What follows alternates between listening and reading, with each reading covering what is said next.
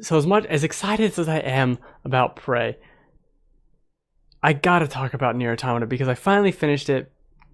It took about 34 hours for me to do everything I wanted to do.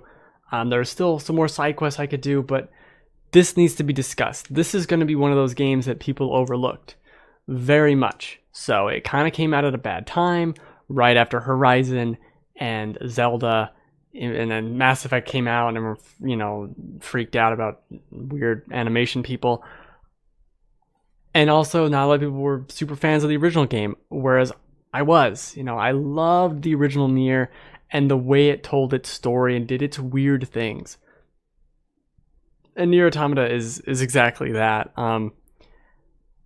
Again, and I think one of my biggest complaints about this game is that it doesn't go weird or crazy enough. Like there are so many fantastic moments in this game, and a lot of them don't even have to do with the gameplay, really. As you'll see here, like you think this is a platinum game, right? This is about you have a sword or two swords or whatever, and you're fighting robots and you're just destroying, wrecking everything they own, dodging and whatever. And there are many, many sections like this, where it's a shooter, it's a bullet hell.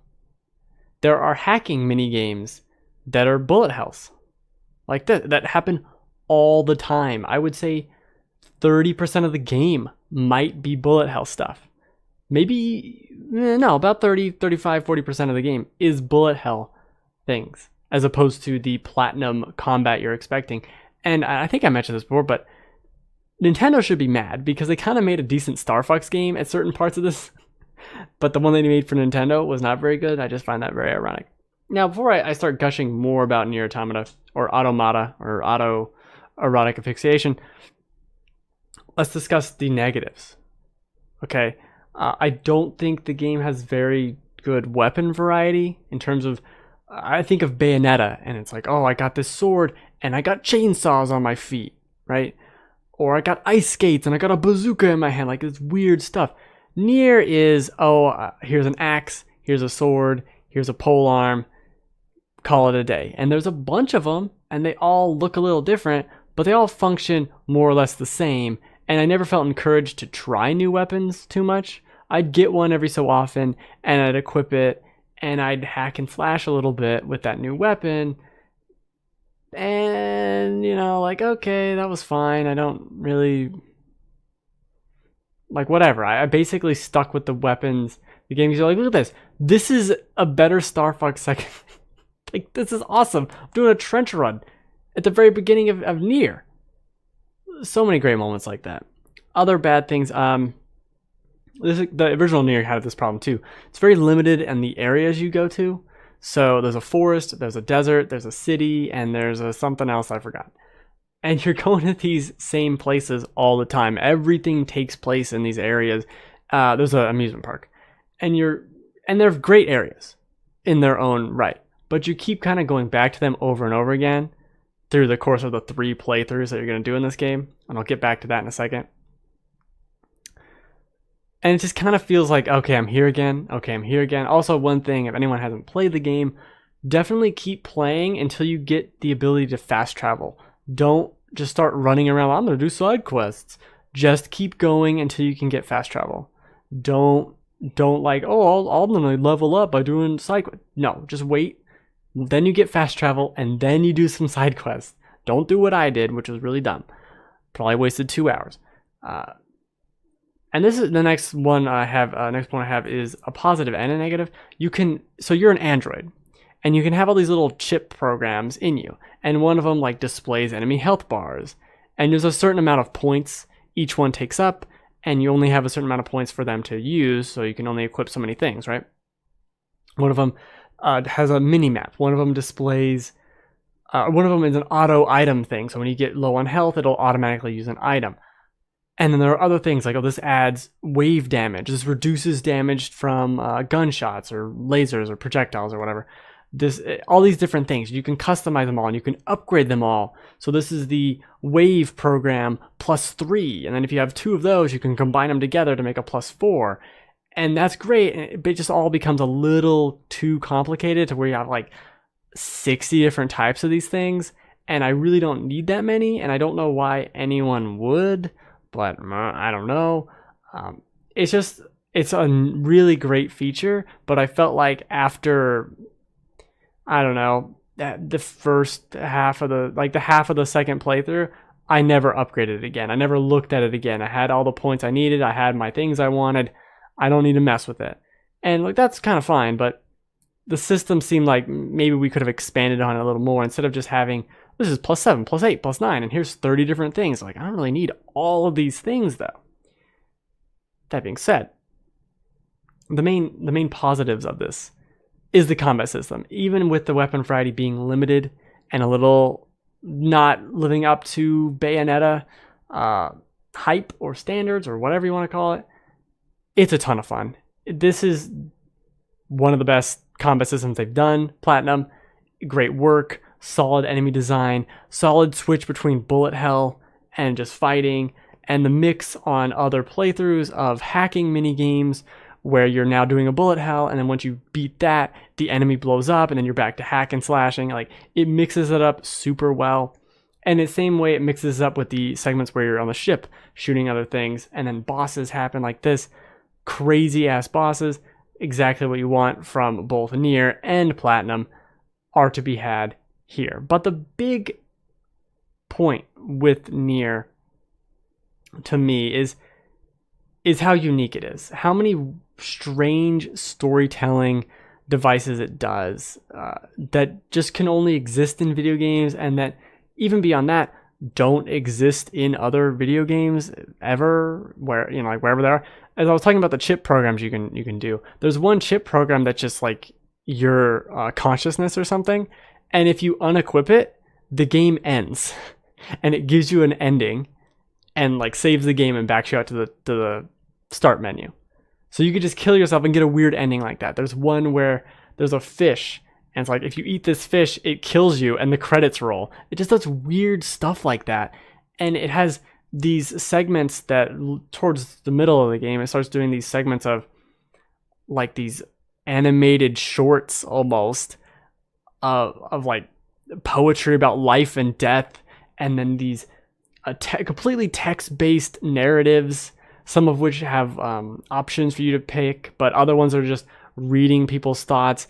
There's so many layers to this story, because there's the robots, or the androids versus the machines, and the humans made the androids, and the aliens made the machines, and the aliens are gone, or they haven't been seen for a long time, and the humans are like hiding on the moon, and like there's all this weird shit. Like, it starts to feel like a Metal Gear Solid game in a very good way. Very, very good way.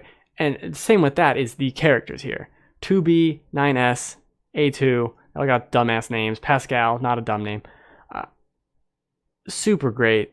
Everything here. And once it starts towards the very end, like layering in moments and callbacks, I guess you could say, to the original Nier, that's when things get super exciting for me, even though I haven't played Nier in years. Seeing it all come together and what everything meant, and these plot twists, which are very big, and these moments that happen in it that are just like, I didn't see that happening, or oh, okay, I don't know what that means. Like, it's just to be experienced. And also, I should address the 3 playthroughs thing, because that's what people say. And I think a better way to describe it, I guess I could still call it 3 playthroughs, but you're not playing as the same exact character each time. I don't want to spoil anything, but what I'll call it, I guess, is the first playthrough is like a really good anime, right? And the second playthrough is like a really good OVA of that same season that just gives you a bunch of insight that you didn't have before. And then the third playthrough is the season 2 that kind of takes things further and goes in a direction that just completely, it has this moment that I almost feel like is a direct reply to Konami, or Kojima really, with Metal Gear Solid. And it has a teaser trailer for the third playthrough at the end of the second playthrough that's just like a hype machine, and it's insane.